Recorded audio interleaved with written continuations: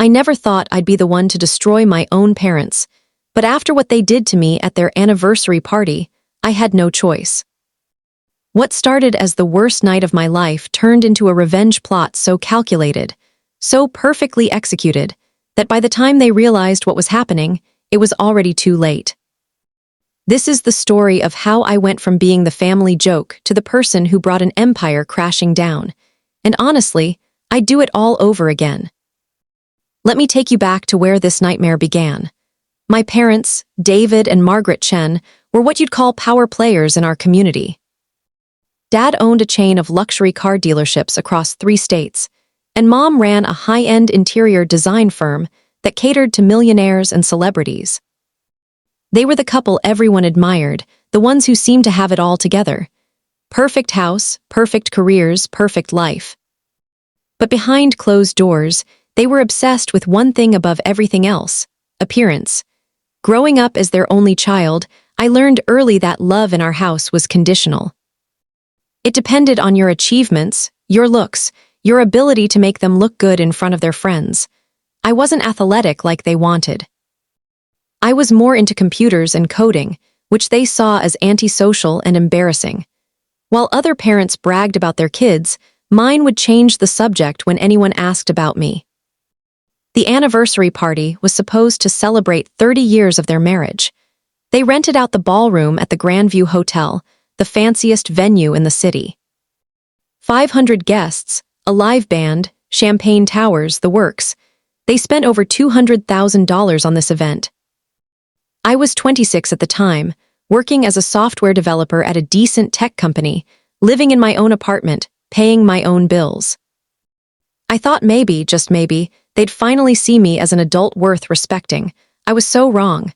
The evening started normally enough. I showed up in the suit I'd bought specifically for the occasion, nothing fancy but clean and professional. Mom took one look at me and her face fell. She didn't say I looked nice. She didn't say anything positive at all. Instead, she sighed and said I could have at least tried to look presentable for once. Dad just shook his head and walked away to greet more important guests. That should have been my first warning to leave, but I stayed because some pathetic part of me still wanted their approval. I made small talk with relatives I barely knew, ate the overpriced food, and tried to blend into the background. Everything seemed fine until Dad took the microphone for his speech. He started with the usual stuff, thanking everyone for coming, talking about his journey with Mom, their business successes, their wonderful life together. Then he said something that made my blood run cold. He said they'd been blessed in so many ways, but that every family has its disappointments, its challenges that test your strength. People laughed, thinking it was a joke leading somewhere funny. It wasn't.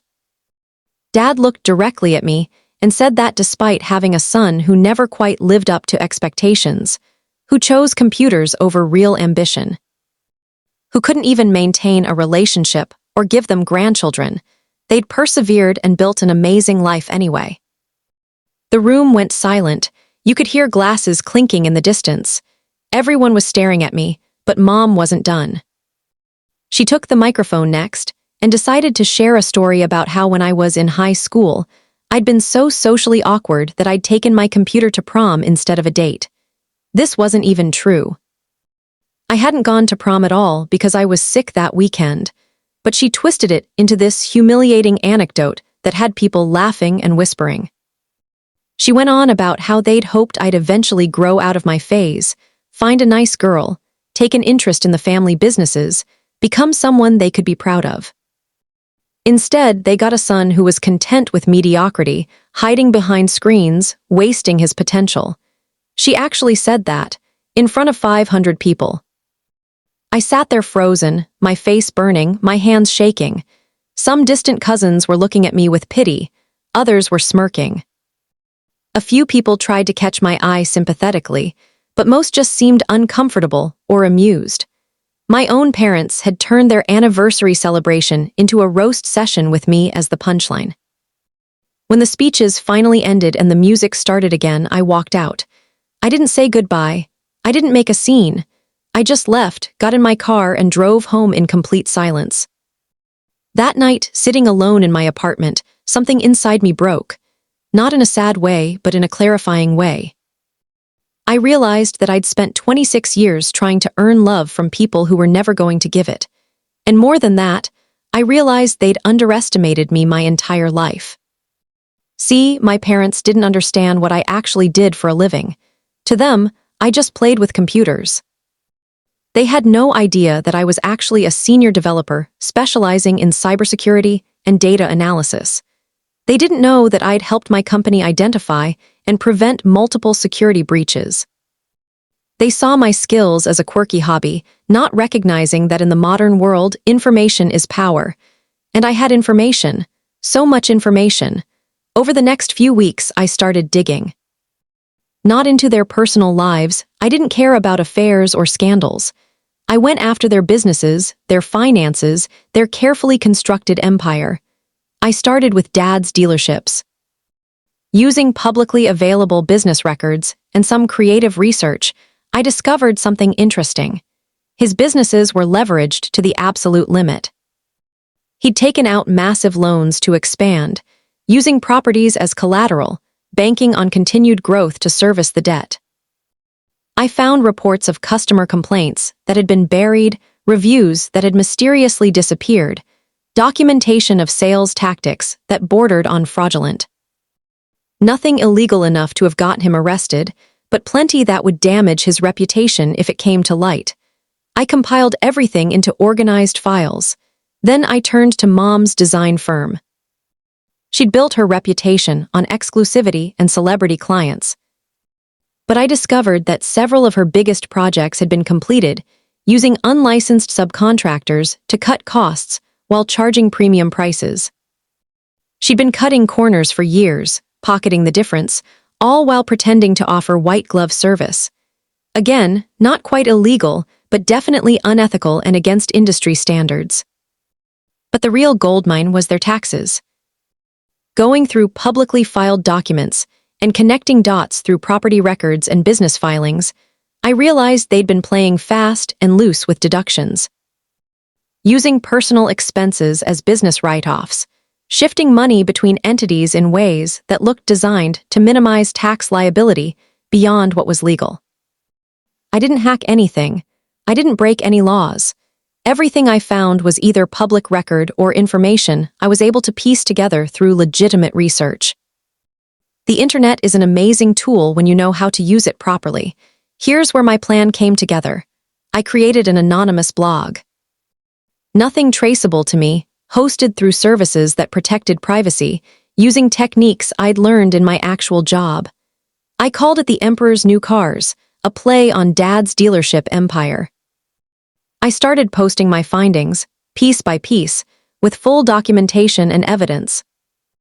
First post, a detailed breakdown of customer complaints from Dad's dealerships, including people who'd been sold cars with undisclosed problems, financing schemes that trapped people in bad loans, and trade-in values that were deliberately lowballed. I included names, dates, and supporting documentation. Within days, local consumer advocacy groups picked up the story. Second post, Mom's design firm and the subcontractor situation. I showed side-by-side comparisons of what clients were charged versus what was actually spent, included testimony from workers who'd been paid under the table, demonstrated the pattern of deception. Design industry publications started asking questions. Third post, the tax situation. This one I was careful with. I didn't make accusations, I just presented the public information and asked questions. Why did this property transfer happen at this time? How did this business expense qualify as legitimate? Why were losses claimed in this entity while profits showed up in that one? I let readers draw their own conclusions. The blog gained traction fast. Local news picked it up. Then regional outlets. Consumer protection agencies started investigating the dealerships. The design industry began distancing themselves from Mom's firm. And then, inevitably, the IRS got interested in those tax questions. I watched it all unfold from my apartment, anonymous and untouchable. Dad's dealerships started losing customers. Big contracts got canceled. banks got nervous about those loans. Mom's celebrity clients quietly moved to other designers, not wanting to be associated with the controversy. Their social circle, those same people who'd laughed at me during the speeches, started avoiding them. The financial pressure mounted quickly. With revenues dropping and scrutiny increasing, Dad couldn't service his debt. He had to start selling properties, closing dealerships, liquidating assets. Mom's firm lost so many clients that she had to downsize dramatically, laying off most of her staff. The lifestyle they'd worked decades to build started crumbling. About 6 months after I started the blog, they had to sell their house. That perfect showcase home they'd been so proud of, where they'd hosted countless parties and networking events, where appearance was everything, got listed at a loss just to generate quick cash. They moved into a modest condo, the kind of place they would have once looked down on. The investigation into their taxes resulted in significant penalties and back payments. Not criminal charges, but enough financial damage to hurt badly. Their reputation in the community was destroyed. The power couple who'd once been invited to everything now found themselves excluded, whispered about, pitied. Through all of this, I maintained my distance. They tried calling me a few times in those months, probably looking for support or sympathy, but I never answered. I'd moved on with my life, getting a promotion at work, dating someone who actually appreciated me, building a future on my own terms. The blog eventually ran its course. I'd posted everything I had, answered the questions I'd set out to ask, and let the consequences play out naturally. I shut it down after a year, satisfied that the point had been made. They never knew it was me. To this day, they probably think it was a business rival or an investigative journalist who brought them down. About 2 years after the anniversary party, I got a letter from Mom. It was forwarded to my old address and then to my new place. In it, she talked about how they'd lost everything, how hard things had become, how they'd been forced to recognize what really mattered in life. She said they understood now that they'd been wrong about priorities, about me, about everything. She asked if we could talk. I thought about it for a long time. Part of me wanted to tell them the truth, to see their faces when they realized their disappointing son had been the architect of their destruction. But I didn't. Because the truth is, making them suffer hadn't really been about revenge. It had been about justice. They'd spent my entire childhood and young adulthood making me feel worthless, using me as a punchline, treating me like a failure because I didn't fit their narrow definition of success.